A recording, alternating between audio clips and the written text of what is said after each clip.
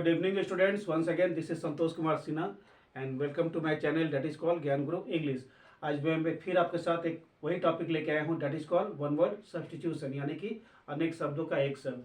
तो आप जानते होंगे कि ये टॉपिक जो है एग्जाम पॉइंट ऑफ व्यू से बहुत ज़्यादा इंपॉर्टेंट है, अनेक शब्दों का एक शब्द यानी कि one word substitution.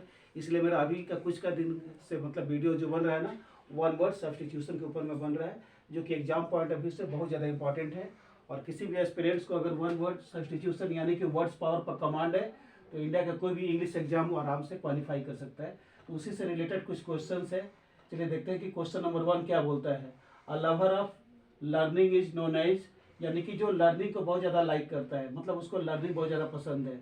So that type of person is known as philomath, Hindi में बोलते हैं विद्या प्रेमी, यानी कि उसको विद्या से प्रेम है, यानी कि बहुत ज़्यादा स्टडी करता है, यानी कि उसको विद्या प्रेमी है, विद्या से प्रेम है। Once again a lover of learning is known as, यानी कि उसको लर्न से बहुत ज़्यादा मतलब है, बहुत ज़्यादा लर्निंग चाहता है। That type of person is known as philomath, विद्या प्रेमी। In Hindi it is called. Now question number 2, a lover of music art and poetry is called philomuse, PHILOMUSE। इसको हिंदी में बोलते हैं कला प्रेमी या काव्य प्रेमी। इनको मतलब म्यूजिक से, आर्ट से और पोएट्री से बहुत ज़्यादा लगाव होता है, बहुत ज़्यादा इंटरेस्टेड होते हैं लोग। Third question, one who cannot die is called immortal, यानी कि जैसे मैन इज मोर्टल, जो आया है वो जाना है, लेकिन जो मरता नहीं है उसको हम लोग क्या बोलते हैं, अमर है, वो अमर प्राणी है, इमोर्टल। अब मोर्टल का जस्ट उल्टा होता है इमोर्टल, MORTAL, मतलब जो आया है उसको जाना है, और इसका जस्ट अपोजिट हो गया इमोर्टल, IM फिर MORTAL। So question number 3 is one who cannot die, एक ऐसा व्यक्ति जो कभी मर नहीं सकता है, उसको क्या बोलते हैं, immortal. In Hindi we can say अमर। Now question number 4, one who takes an active part in politics, एक ऐसे व्यक्ति जो किसी भी पॉलिटिक्स में एकदम एक्टिव पार्ट लेते हैं, मतलब हिस्सा लेते हैं। That type of person is known as activist. इसको हिंदी में बोलते हैं सक्रिय व्यक्ति, यानी कि वह सक्रिय रूप से किसी भी पार्टी पॉलिटिक्स में हिस्सा लेता है। Now question number 5, one who studies about the mind और one who studies the mind is called, एक ऐसे व्यक्ति जो आपके दिमाग में क्या चल रहा है उसको स्टडी कर लेते हैं। सो that type of person is called psychologist, Hindi में बोलते हैं मनोवैज्ञानिक। ये क्वेश्चन अक्सर आता है SSC, CGL और CHSL में, और इवन किसी भी इंडिया के कोई भी एग्जाम में अगर आपको ये वन वर्ड सब्स्टिट्यूशन ठीक है तो आप आराम से इसको क्वालिफाई कर लेंगे। Once again, one who studies the mind is called psychologist, यानी कि मनोवैज्ञानिक। आपके दिमाग में क्या चल रहा है उस व्यक्ति के सामने आप सब कुछ बता सकते हैं। One who speaks two languages और one who speaks two language is called bilingual. बोलते हैं ना, ये किताब जो है ना बाइलिंगुअल है, यानी कि हिंदी इंग्लिश, यानी कि दो भाषा इसमें है, मतलब दो भाषा से पूरा पब्लिश्ड है या प्रिंटेड है। That is called bilingual. और जो लोग बहुत ज़्यादा भाषा बोलते हैं उनको बोलते हैं मल्टीलिंगुअल, मतलब बहुत ज़्यादा भाषा बोल लेते हैं। लेकिन यहाँ पर है टू लैंग्वेज, कभी आता है one who speaks two language और one who speaks more than one language और मोर देन टू लैंग्वेज, यानी कि मैनी लैंग्वेज। तो जब मैनी पूछ देगा तो आप वहाँ लिखेंगे मल्टीलिंगुअल, लेकिन जब टू बोलेगा, टू लैंग्वेज, तो वहाँ पर आप बोलेंगे बाइलिंगुअल। ठीक है, तो ये सब अभी का कुछ क्वेश्चन है। चलिए देखते हैं कि हमारा अगला क्वेश्चन अभी का क्या बोलता है। चलिए देखते हैं कि आज का हम लोग का अगला क्वेश्चन वन वर्ड सब्स्टिट्यूशन से क्या क्या बोलता है, और उसका फटाफट आंसर देखना है कि क्या हो सकता है। और एक चीज़ मैं आपको बता देता हूँ बार बार कि एग्जाम में आपको 4 ऑप्शन रहेगा, ABCD, लेकिन यहाँ पर मैं सिर्फ आपको करेक्ट आंसर दिया हूँ, और वहाँ 4 ऑप्शन मिलेगा, जो करेक्ट होगा उसको टिक मारना होगा या कलर करना होगा। पर यहाँ पर मैं आपके फायदे के लिए सिर्फ करेक्ट आंसर दे रहा हूँ, इसलिए आपको घबराने की जरूरत नहीं है कि सर आप 4 ऑप्शन क्यों नहीं दिए हैं। कोई बात नहीं, बस आपको करेक्ट आंसर पता होना चाहिए यहाँ पे या एग्जाम सेंटर में। So let's see what are the question. Now question number 7, a holiday that is taken by a newly married couple is known as honeymoon। बोलते हैं ना कि आजकल हनीमून पे गया है। Once again let us see the question। A holiday, एक ऐसा छुट्टी, that is taken by a newly married couple is known as honeymoon। एक ऐसा हॉलीडे जो बिल्कुल जिसका शादी हुआ नया नया, वो लोग गए, मतलब बाहर गए हैं घूमने फिरने के लिए, that is called honeymoon। Now question number 8, a person who carries up somebody by force is known as kidnapper। means a person who carries up somebody by force is known as kidnapper। एक ऐसा व्यक्ति जो किसी को भी जबरदस्ती उठा लेता है बलपूर्वक, उसको बोलते हैं अपहरण करता है, यानी कि किडनैपर है। उसका काम होता है जबरदस्ती किसी को उठा लेना। ना question number 9, a young unmarried women. देखिए यहाँ पर लगा है अनमैरिड वुमेन, मैरिड नहीं, unmarried women is called maiden, यानी कि अविवाहित जवान लड़की। एक ऐसी लड़की है जो अविवाहित है और जवान हो गई है। A young unmarried woman is called maiden. और एसएससी में क्वेश्चन अक्सर आता ही है, एक जितना भी स्टेट है उसमें एक क्वेश्चन तो आपको मिल जाएगा, और जितना भी एसएससी का इंडिया में एग्जाम होता है उसमें एक क्वेश्चन मिल ही जाता है।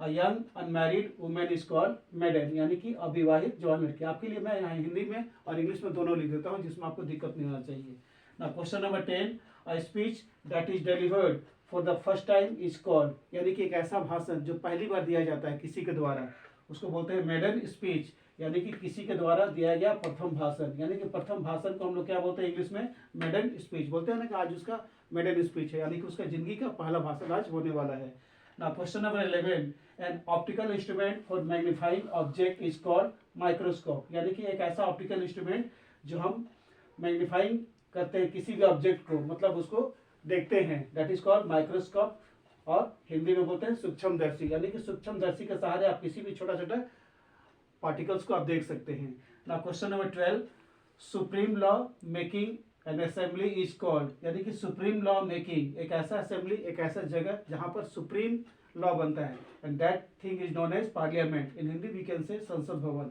Once again, supreme law making assembly is called parliament, and in Hindi we can say संसद भवन। एक ऐसा लॉ मेकिंग असेंबली जहां पर कानून बनता है, सुप्रीम कानून बनता है, और उसको हम क्या बोलते हैं, संसद भवन। यानी कि कोई भी कानून कहाँ से पास होता है, संसद भवन से पास होता है। Now let's see what are our another questions regarding one word substitution. चलिए देखते हैं कि हमारा अगला क्वेश्चन वन वर्ड सब्स्टिट्यूशन से क्या बोलता है। अगला क्वेश्चन देखते हैं, क्वेश्चन नंबर 13, अ बुक, यानी कि बुक के बारे में इंफॉर्मेशन है। अ book giving information from each and every field is called encyclopedia. आप लोग सुने होंगे, एक ऐसा किताब, एक ऐसी पुस्तक जो पूरा वर्ल्ड का खबर देता है, चाहे किसी भी डिपार्टमेंट से हो, साइंस से हो, इंग्लिश से हो, हिस्ट्री से हो, ज्योग्राफी से हो, इकोनॉमिक्स से हो, पॉलिटिक्स से हो, मतलब हर क्षेत्र से आपको पूरा इंफॉर्मेशन देता है, and that type of book is called encyclopedia. Hindi में बोलते हैं विश्व ज्ञान कोश। अगर इस बुक को आप परचेज करेंगे तो इसमें सारा नॉलेज आपको मिलेगा, इंग्लिश से, साइंस से, फिजिक्स से, केमिस्ट्री से, बायोलॉजी से, इकोनॉमिक्स से, पॉलिटिक्स से, मतलब सारा इसमें आपको इन्फॉर्मेशन मिल जाएगा। That's why it is called encyclopedia, यानी कि हर क्षेत्र से आपको इसमें इन्फॉर्मेशन दिया रहेगा। Once again let us see, a book giving information from each and every, बोला है each and every field is called encyclopedia. एक ऐसी किताब जो आपको हर क्षेत्र से इंफॉर्मेशन देता है, that book is called encyclopedia. In Hindi we can say विश्व ज्ञान कोश।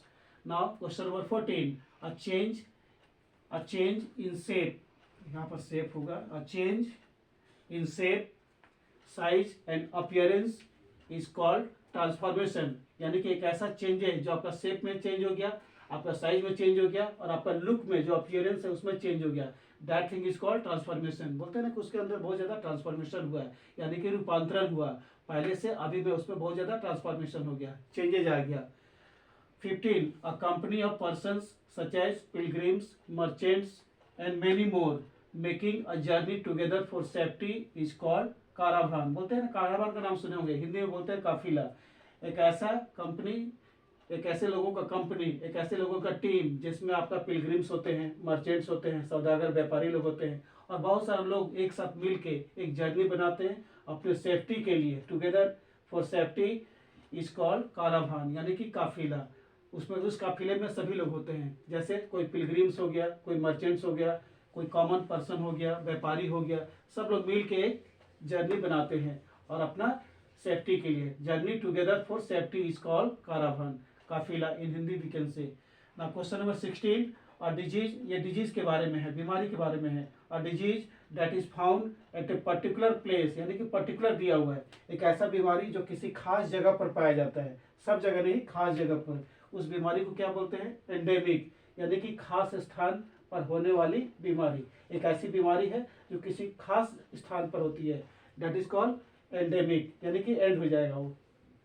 ठीक, इसका अपोजिट होता है अ disease widely epidemic is called pandemic, यानी कि एक ऐसा बीमारी जो पूरा देश में, पूरा वर्ल्ड में फैल गया था, जैसे बोलते हैं देश व्यापी महामारी, जैसे कोरोना हुआ था, पूरा वर्ल्ड वाइड ये डिजीज था, यानी कि सभी जगह फैल गया था। Once again, a disease widely epidemic is called pandemic, एक ऐसा बीमारी जो पूरा एकदम स्प्रेड हो चुका है, पूरा विश्व में फैल गया है, जैसे कोरोना था 2020, 21 और 22, पूरा विश्व में फैल गया था और चिंता का विषय था। उस बीमारी को हम लोग बोलते हैं पेंडेमिक, यानी कि corona was a pandemic disease, जो कि आज खत्म हो गया है।